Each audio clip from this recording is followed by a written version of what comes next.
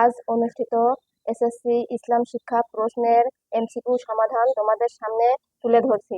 দেখো, প্রথমে 1 নম্বরে হবে ক, তারপরে 2 নম্বরে হবে 1 ও 3, 3 নম্বরে হবে 7275টি, 4 নম্বরে হবে মক্কা, 5 নম্বরে হবে মক্কা বিজয়ের পর।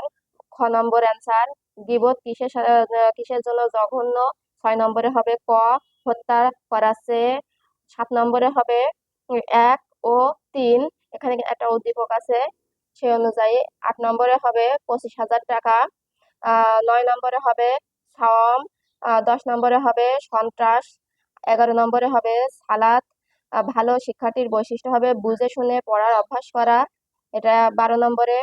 13 নম্বরে হবে জ্ঞানের।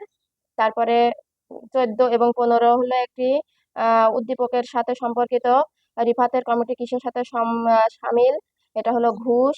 রিফাতের কর্মকাণ্ডের ফলে এটা হবে সমাজে পাপাচার বেড়ে যাবে ও রিফাতের পরকালে শাস্তি পেতে হবে। এবং 16 নম্বরে আছে নিসাব পরিমাণ সম্পদের, এটা হলো কাফির হবে, যে জাকাত প্রদান করবে না সে কাফির হবে।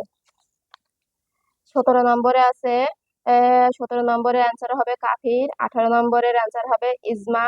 19-এর অ্যান্সার হবে গীবত। 20-এর অ্যান্সার হবে তিনটেই। কোরআনে, পবিত্র কোরআনে যাদেরকে মানুষের মধ্যে সর্বোত্তম বলা হয়েছে, এটা তিনটাই অ্যান্সার হবে। 21 নম্বর হবে মানুষের পুরস্কার বা শাস্তি পাওয়ার মাপকাঠি হচ্ছে কর্ম। 22 নম্বর হবে মুসনাদে ইমাম আবু হানিফা কোন বিষয়ের গ্রন্থ, ফিকা বিষয়ক। নিশ্চয় মুনাফিকরা জাহান্নামের সর্বনিম্ন স্তরে থাকবে, এটি হলো আল্লাহর বাণী। 24 নম্বরে থাকবে জামান মিয়া কোন বিধান লঙ্ঘন করেছেন, ফরজে আইন। সাহাবায়ে সাইহামের করণীয় কি, এটা 1 এবং 3 হবে।